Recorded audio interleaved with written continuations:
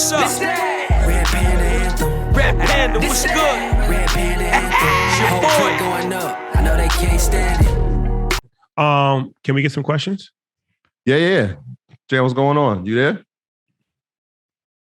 Hey guys, I am here. Hello, everyone. Looking glorious. How are you, Queen? Thank you. I'm When good. we partying Feel again? good. Huh? When we partying again? Let me know. I'm ready when you are. I'm still in rest mode from New York.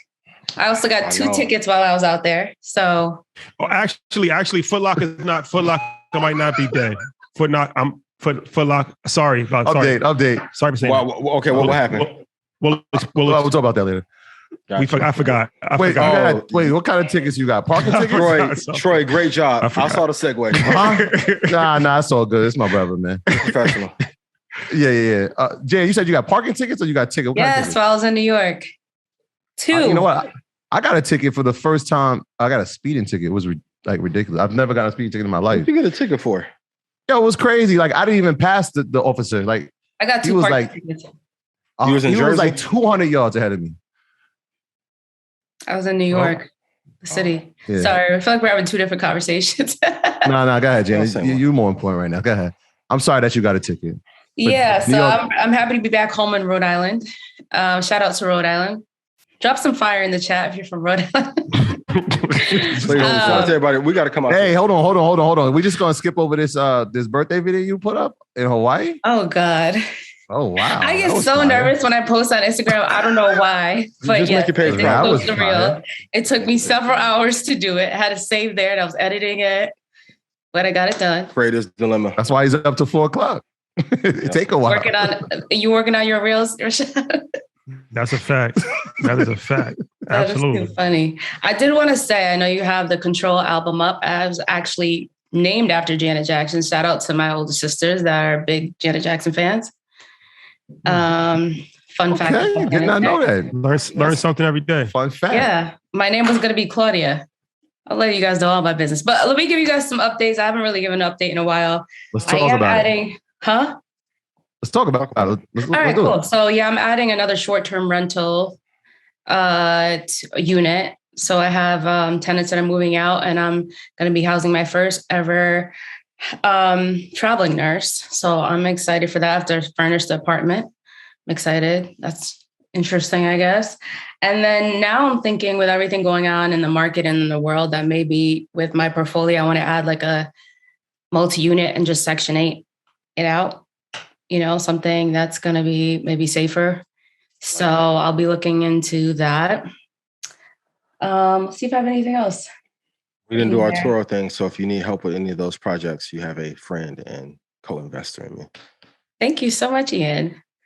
And then the last thing I had here is just my research. I mean, I've been really probably doomsday research, but really into the Great Depression, thinking about like looking into who was making the most money at the time, what were the most stable markets, that kind of stuff has been on my heart. So I don't want to say on my heart. That sounds super intense. What research have you done? Because that's my favorite era. What investors have you found did incredibly well during that era? Well, I saw like Babe Ruth and people like that came up, but I wanted to get like out of that kind of more famous people. I did see a lot of supermarkets and things like that. I think this, like, I'm not saying we're gonna have a recession, it's gonna be crazy, but I think definitely stocking up is a good idea. One of the questions I had here too, after the earners asked their questions, but I'm gonna just throw it in there now, was in terms of emergency funds with inflation, how do we feel about, you know, that 6-month mark? You know, we always say 6 to a year. I know Ian says 5 years, but since inflation just keeps going up, how should we be looking at our emergency funds at this point in time? You really need 2 years if you want the real answer. Because I'm going to be honest, just being Black, anytime that we have a disaster, it's not only us, it's us, grandma, cousin, niece, nephew at one time. Or anyone in real estate, right? Everything's going great and all the tenants quit playing, and then the roof falls in, and then kid leaves the tub on, go watch Ryan Toys, and then all the water goes into the unit behind you, underneath you.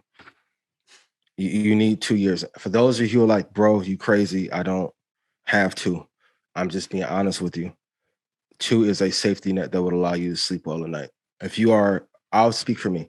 When I didn't have 2, I would have nightmares about what if disaster happens. I even remember when the flood happened here in Houston. My dad called me, was like, "Yo, you straight?" I'm like, "Yeah." I was good, but I was like, that's what made me really be like, in terms of doomsday prepping, I need to be able to move my friend's family in a heartbeat. That's why I'll forego a lot of luxury things to be able to help my friends on a drop of a dime. Two is a good baseline for sure. And then also, I'll say this too, and Troy and Rashad can speak to this as well. A lot of the things that people put in books and in media, like I love Susie Orman. I had a chance to speak to her maybe 4 years ago. When I asked her how much money she had for an emergency, it wasn't 6 to 12 months. It was like, I don't tell a bit, but it was at least a decade. Wow. So there's difference between the information that gets reported for mass selling and consumption versus what people are actually doing.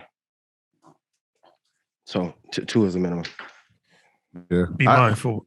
I took what you said to heart, Ian. When you came to my house that day and you said it was going to be 5 years, 60 months, I was like, let's challenge ourselves. Let's try to get to that. So like that's been mine. But yeah, 2 obviously makes sense. But having enough to have 5 years, because like you said, when you accumulate money, it won't be about you. It'll be about the people you have About to other help. people. Yeah. And so like that's been a lesson in itself. It's like you realize how much you're going to have to help everybody else that's around you. Or maybe you won't. But just for me, it was just like, yeah, there's some people I got to help. And I've been blessed. So why not become a blessing for others? Yes. Sure, can I ask you one follow-up? Rashad, can I squeeze in one Tavis Smiley question?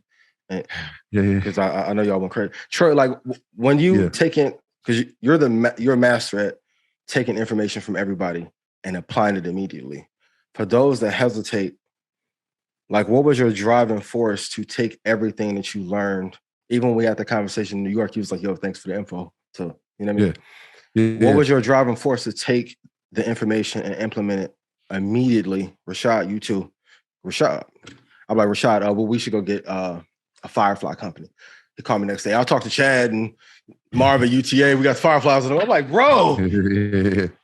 So for those that are delaying and executing, what advice can you give them? It's like, again, it goes back to that pursuit of being great. It's like, all right, you gave me some information. Let me apply it, because 2 things are going to happen. Either I'm going to learn from it and teach somebody like, yo, this is possible, or I'm going to teach somebody like, look, these are the mistakes I made and why it didn't work. So it's always a double-edged thing. It's like, we're going to learn something here today. You know what I'm saying? So if I could, as an educator, it's like, all right, let's teach either the good thing that happened from this or some of the negative things that we can learn from and actually help some people so that they don't go through it. So yeah, it's always that pursuit, man. Like, all right, let me try this. There's no fear. Like you asked, I think we had this conversation the other day, and you were just like, yo, how do y'all just do this? And it's like, we really don't have any fear. We're just going to try everything. You know what I'm saying? Let's just kind of, we've been granted that gift to like walk through life kind of fearless and saying, all right, we're going to learn or we're going to learn. Either way. How much further ahead you guys have leaped. You know, even some of my favorite podcasts when I came in, I was like, I don't listen to no podcasts. I was like, for real? No, I'm like, shoot. Oh, boy came in with the director's chair, couldn't direct. I'm like, now update your paperwork, fam, and the lenses. Boy looked like he shot on a Nokia 2200. Sean was like, what a footage. I'm like, bro, I can't even show it to you. You won't even put episode 70 out, right? But I, for everyone, I want you to focus on doing more. And even for me, and I'll tell like my family and friends, like you need that energy. Same when I'm with Dream Team, like we just get a bunch of stuff done. A lot of people are waiting for their moment. I'm telling you from my personal experience. If God gave you the idea and no one else, every meeting I go into, and Rashad and Troy there testify to it, everyone says everything that I think of is crazy. And then they'll copy it. And then rappers will copy their podcast but don't want to partner. Like execute before somebody takes your idea. And a lot of times when people take our idea, it's not that we're mad at the person. We're mad that we didn't execute it in the time frame that we were supposed to. That idea is only your child for a certain amount of time before God says, hey, I got to give it to a better parent. And that's why we had to put out, to put out the EYL Kids. I don't want to see nobody copying that. I don't want to see nobody copying that. That was first to market for that. Don't try this at home. Rashad, you're Cameron Giles. Overcharging. You are a big diplomat. We're not doing this. If I can't do pineapple, I was gonna bring out the leather jacket today. But then my MacBook charger messed up. I had to go to Target. Guy was like, come on, baby. Oh, man.